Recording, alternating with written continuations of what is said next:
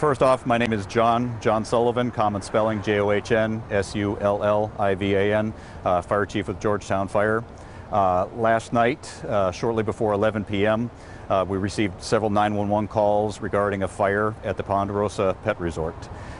Initial crews responded within about 4.5 minutes, so it was a quick response. Unfortunately, they were met with conditions that are our worst possible scenario, and that was heavy smoke and fire involvement. Our focus initially is to try to save as many lives as possible. They gained access into the building. We're able to open up some ventilation to try to control some of the smoke that was hampering down conditions inside the building. Unfortunately, after the fact, working with the pet resort owner, there was approximately 75 pets that were inside the resort, and all 75 lives have been lost. Were they dogs and cats, just dogs? I don't have confirmation on the mix of pets. I do know that I personally was here last night and I did witness several dogs themselves. You said, first priority, of course, to save lives. Were there people inside at the time? No, last night this was not occupied by any humans, but nonetheless it was by approximately 75 pets, and by no indication do I want to lead anyone to believe that that is any less tragic.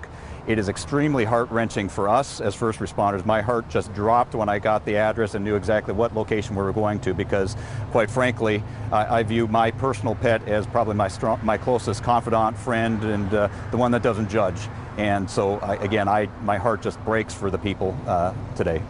We see you talking to some people who have come, who've stopped by, who might have pets. I mean, what are you hearing from these pet owners? Shock, understandably. I mean, I'm shocked. I've been doing this for 29 years, and this is the first incident that I've had where we've lost so many pets.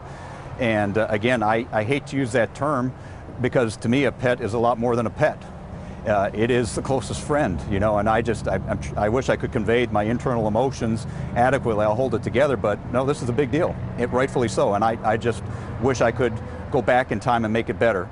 The reality is our focus has shifted from where we were not able to save any lives last night to where now our focus is trying to figure out exactly why. Try to provide some comfort, reunite the families with their lost animals, their lost pets, their lost friends, their family members, reunite them, and then try to actively work on trying to understand the why behind this. So you all are working to get their remains and get them to their family members? Yes, that is absolutely a priority for us. We have, as of about 10 o'clock this morning, we've finalized the initial investigation into things. We're working with the pet resort owner as far as now a plan in order to be able to reunite the families with the pets. That's something that we hopefully can expect to happen over the next 24 hours or so. Are there any fire alarms or any sprinkler systems that went off in there? So it's right now it's still an active investigation, so I can't get into the actual nuances of that, but those are all things that we look at as far as notification systems and things like that. But I am in a position to be able to explain that it would not be required in a facility like this, based upon how long it's been in existence, as well as the general type of occupancy that it is, that a sprinkler system would not be required in a building like this.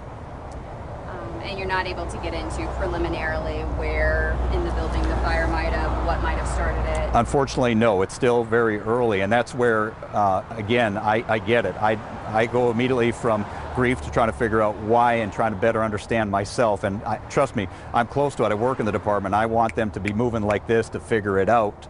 But the way it works is we do first a process to identify the origin. We try to figure out where the fire began. There's certain clear indications and patterns behind that. From there, we then go into looking at the different causal factors, ruling out things so that we don't overlook anything.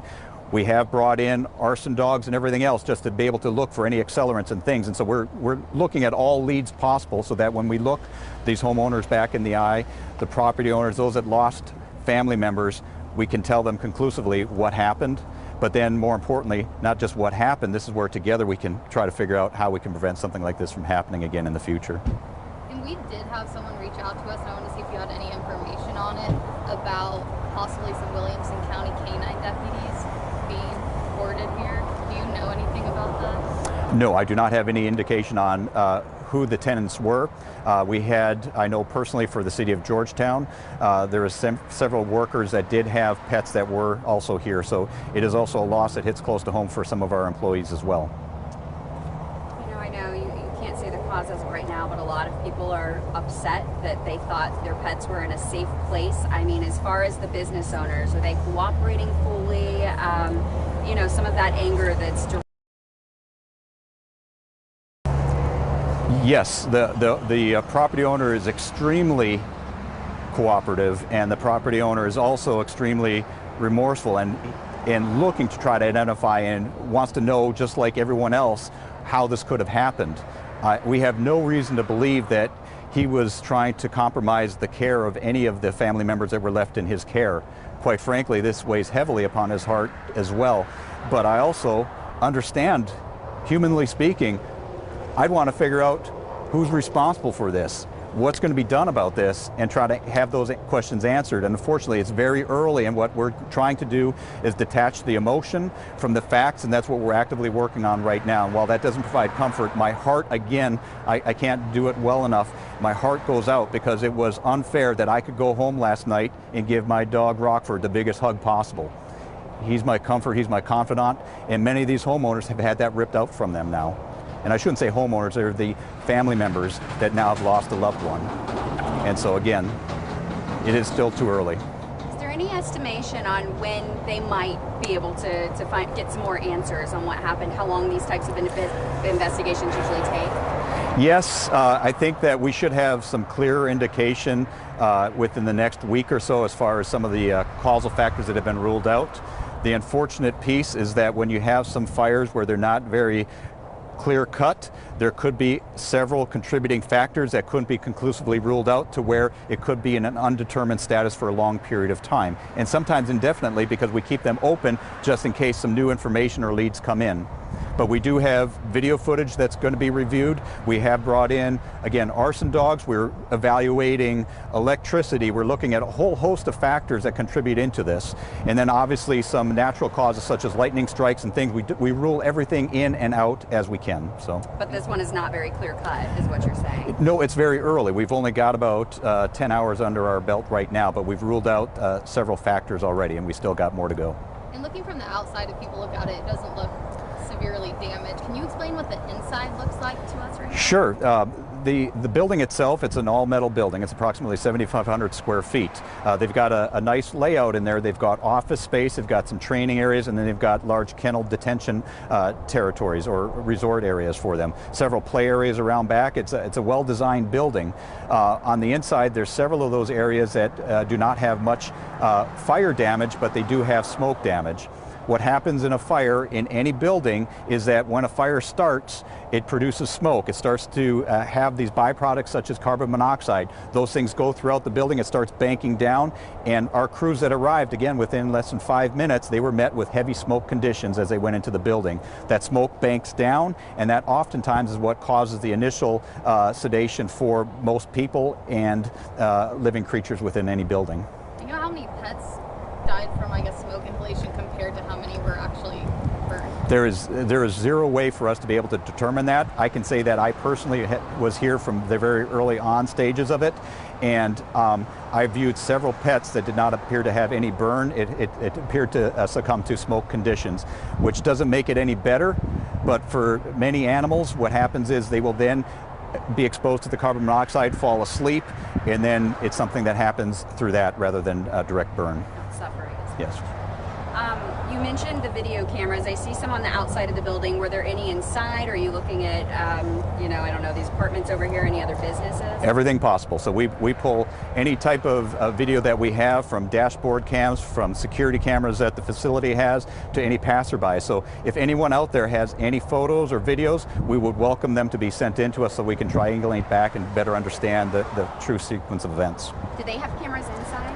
I cannot confirm that. I do know that we have several cameras. Whether or not we're able to get footage from all the cameras, we'll be seeing as we go along. Is there anything else you want to add? No, other than, again, this is just heart-wrenching. It is, and for each of those people that lost their family, my heart goes out, and I give the biggest hug on behalf of the department. This is something that we don't like to see anybody go through, and it's extremely hard on me and the first responders that were here last night. It's hard to accept the fact that we showed up in such a quick fashion, yet we were unable to save even one life in this building. The conditions and the smoke allowed it to be such to where it was not tenable, and that's difficult for us to wrap our brains around. And so there is not closure for us, but what we do want to do is provide closure for those that lost a family member here tonight or last night, and allow them to be reunited. And again, our commitment is to try to better understand some of the causal factors and have that conversation. But again, our heart goes out, and we encourage people not to minimize this at all. This is a big deal when you lose an extension of your family. Talk to others through this and understand that we take this very seriously, and we'll try to identify and help out however we can.